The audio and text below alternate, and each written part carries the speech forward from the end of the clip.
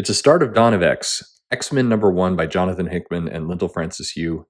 Let's dig into it.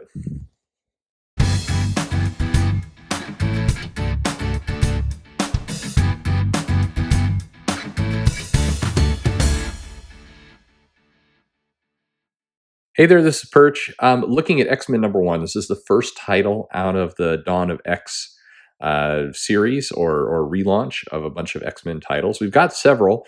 We have X-Men, we have Marauders, Excalibur, New Mutants, X-Force, and Fallen Angels.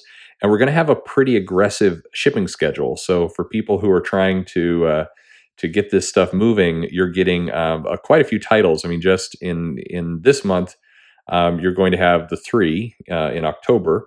But in November, you get a bunch of double shipping comics. In this sense, we're getting Fallen Angels. We're getting 2 issues in November. We're getting 2 issues of New Mutants, 2 issues of X-Force. So a lot going on. But X-Men, this is the quote unquote flagship book or the hub from which things will happen. And it's been described by Jonathan Hickman as the book that is going to be kind of one and done adventures. Each issue is a single contained story, but that's not quite, what you think when you hear that is not quite what's delivered in a good way. But this issue is going to be kind of the core of the hub for what's going on. So right away, we get into this issue and we realize a couple things. First off, the old, what I would call the Chris Claremont style of multiple subplots and other things going on is alive and well here. This is not a one and done issue where everything is contained inside the issue. What comes to mind is what Warren Ellis did a bit back with Secret Avengers. This goes back several years, but those were one and done issues and quite good. But you could skip an issue; it didn't matter. Everything was contained here. Here, Hickman, I mean, it's clear from the very beginning, if you're not reading this comic, you're going to be confused if you skip around. So we get a lot of very good moments. The other thing that is clear here is that Hickman, and it's just another reminder, has read the X-Men. He's actually read the issues, and he knows what he's doing and what he's talking about. So the characterization is spot on in almost every case, and where it's not, it's clear something has happened that we're going to get a reveal later for. But the comic opens up to Cyclops, basically how he first got his kind of ruby encrusted glasses there from Professor Xavier and that meeting and what he will show him. And this is a nice throwback. It's a nice, very much a comic moment that we've been hoping will happen. This is Brave New World. This is leading off of the events of House of X, Powers of X. Some say House of 10, Powers of 10. Your choice. We can call this Tin Men if you'd like, but it's X-Men. I'm just saying. Anyway, so we start right in with an adventure, and this is Storm and Cyclops, Magneto and Polaris kind of invading this Orcas facility. This is very much, if you read the House of X #3 and #4, it's very much taking its cues from there. Orcas is this organization comprised of a number of different AIM, SHIELD, Hammer, a few other different kind of organizations. It's Leviathan. No, it's Orcas.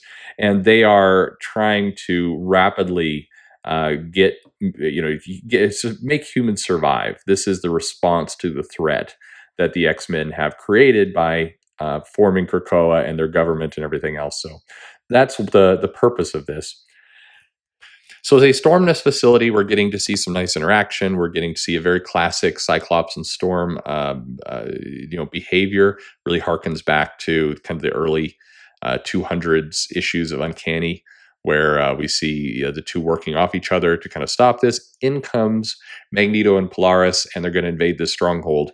But the interesting part, or the part to pay attention to, is as the X-Men are invading, we see some of the plan that's going on, and the fact that they're rapidly trying to move to this post-human state. This was what was teased in the Timeline 1000, and several of the different moments where we're seeing a bunch of kind of post-human attacks. So the kind of head scientist here, leader of this facility, is basically saying, they have my science, when they pry it from my cold dead fingers, they're going to make a sacrifice of kind of evolving into kind of ape-like creatures to be able to handle the X-Men and survive basically inside the hub. Uh, Meanwhile, the X-Men make their way to a holding facility and discover tons of mutants that are being trapped and experimented on. And this is very reminiscent of Genosha and the early storyline in Uncanny X-Men there, and kind of this behavior. So it's you're seeing the X-Men portrayed, somewhat as invaders, and some have said as villains through this run. But here they are coming face to face with the reality that these human groups are trapping mutants, are imprisoning them, experimenting on them, torturing them, and the X-Men are, this is a rescue mission, if you will. Very, very classic X-Men. So Storm makes a gate. We get some of the mutants out, and we discover that one of the tubes has something different, and it is a massive kind of experimentation, and a quote unquote post-human character who they briefly interact with before she teleports and disappears away. Here is, clearly a character that we're going to see again, and, a potential kind of experimentation on humans to try and evolve to that state that we saw later in Hickman's world. So is this a friend? Is this a villain? Is this, the character is muddled in her thinking, and there's something going on here with this character. So pretty interesting. Cyclops, makes a choice of, we're going to keep going with the rescue mission and not choose to chase after this character that's appeared, and take them back to Krakoa, where we're introduced back to Dr. Cecilia Reese, and they're taking care of the mutants and making sure that everything is well cared for. So we're seeing a little bit of that environment. We're have a nice little discussion between Storm and Cyclops about, this is exhausting, this is tiring, but and these really great lines. I think one thing I'd pull out of this comic for everyone is that the characterization, the words, what's being said is just really spot on writing. So one of the great ones here is Storm saying, I'm tired of fighting Scott, but I'll never be tired of lifting up our own. If this is the rain in the desert, it's life where there was none. It's a good statement. It feels like Storm. It's powerful. These are the kind of statements that you want Wonder Woman to be making over in DC land. So that's it's just good, and good leadership. Meanwhile, Magneto is being greeted as the savior. He's got a lot of people kind of adoring him. Polaris and Cyclops having a little kind of moment of, is this good? Is this bad? Cyclops with he's waited a long time for this. We all have. And we get a very good conversation between Polaris and Cyclops that kind of indicates how Cyclops came to this, what he's thinking. There is a little bit of an element, you have to wonder, is Professor X controlling some of the mutants to behave this way? Is this right? You've had these questions as this series has gone on. And so we're getting a very kind of honest conversation between Cyclops and Polaris, where he's talking about, Cyclops being a father, bringing a child into the world that fears and hates mutants. How is that, is that a responsible decision? What has it done? And now they have Krakoa. I believed in the thing, and now it's real. Polaris says, do you really believe that? It's a nice moment. Cyclops says every single word of it. So it's doing a couple things. It's introducing that, this isn't a casual decision that's been made. And also it's fitting into the character of Cyclops. Meanwhile, we go back to the Orcas Forge. That is the forge that was damaged in the battle with the X-Men in House of X 3 and 4. We're seeing the dead. So just like we saw that the humans were experimenting on mutants, here we see that there's a tragedy of a number of humans who died during that X-Men invasion. And, so we're feeling, again, it's conflicting. It's not all black and white. We're being forced to look at some of what was done by the X-Men in this case, where they have taken some lives. It is a war and a battle with real stakes. Karima is there, and they're trying to figure out kind of what to do next. It's not all lost, even though Master Mold was plunged into the sun, and we're seeing kind of little indications that Master Mold is gone. We're also seeing that basically that humans need leaders. Pack behavior is dependent on them. It's bad enough that Dr. Gregor, who was one of the leaders, is compromised because her husband was killed, and now she's dead set on revenge. But we get to see a little bit of the shadowy leader, which we saw in Powers of X or House of X number 6. We briefly saw this character. So now we're learning a little bit more about him. that subplot that's going on. And then finally, we get a big scene with the Summers group up on the moon, and there's several nice conversations here between Cyclops and his father, Corsair. We have Vulcan, who's kind of a mystery that the characters here, and a really nice, almost humorous moment between Wolverine and Vulcan. That is, it's good. It's a nice, clever moment. The only off moment here, we have Cable talking to Raza, and he's saying, Mom, is it cool if I trade guns with Raza? Why would he? That's a weird, like, why would he say that to his mom? It seems off character for what we see. I'm curious to see how Cable evolves in Fallen Angels, but basically asking his mom for permission to trade a gun, which seems off for Cable. But it's nice to see the Starjammers here, Chiad, and interacting with Jean and Rachel, and kind of the bigger Summers family, and Wolverine. And we're basically a flower, a Krakoan flower is handed off to Corsair for the Starjammers, and this is a Krakoan gate. Undoubtedly, this is going to be one of the ways that the New Mutants go into space to retrieve cannonballs. So it's a nice setup for that title. But they basically have a nice family dinner. We get a couple data sheets about the summer house, a little kind of tease that Vulcan has been bringing home quite a few acquaintances, which, hey, he's a player. What are you going to do? What's interesting is in the room layout, you have Cyclops' room, Wolverine's room, Jean's room, kind of in pods together with doors between them all.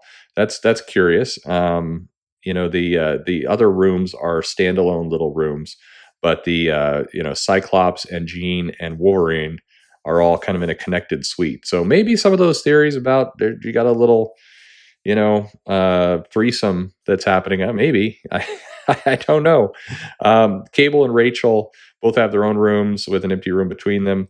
And we have Vulcan and Havoc there as well. But interesting. That's an interesting little moment there. I don't know. What does that mean? They're getting pretty friendly with each other. So we get another conversation about Corsair and Cyclops talking again, reinforcing about the dangers of what they're doing, the path they're on, and the threat that is coming out of this, and the choices that have been made are going to lead to more battles, going to be more dangerous. It's a nice moment. It reinforces the family aspect to it, the generational aspect to the story, and I think is significant. And then finally, the issue is going to wrap up again with the subplot back at the Orcas Forge of Dr. Gregor, who is angry, basically set on this path of revenge. And we learn a little bit more about this mysterious kind of director that's in charge of it. And the fact that he's blind, he's got metal implants, robotic kind of aspects to him. He's already kind of on that post-human path.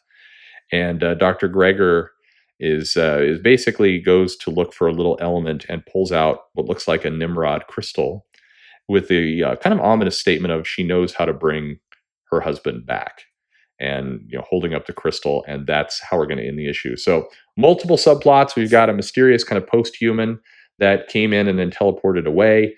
We've got some interesting subplots on the island of Krakoa about what's going to happen, where, and are these people, is Magneto going to have too much influence? Are we seeing some of the arrogance? There was no Professor X in this issue, but we're seeing a little bit more about the personalities.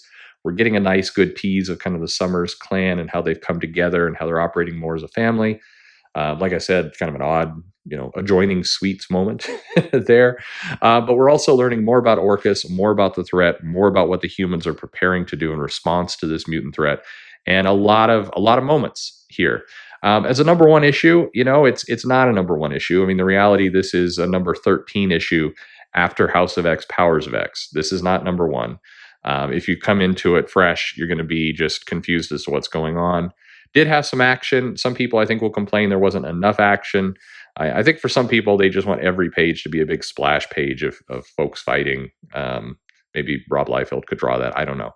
But all in all, a good issue. This is carrying on from what we heard, what we saw in the House of X, Powers of X, and the next issue we get next week is Marauders #1, and we'll see how that goes, followed up by Excalibur and New Mutants, X-Force, and Fallen Angels. So we have kind of a new book every week for the next 30 days before then we get into a bunch of double shipping and a lot of things happening. So looking forward to it, and we'll see how it goes. If you like this video, please subscribe, like, join up, tell a friend. All that stuff would be great.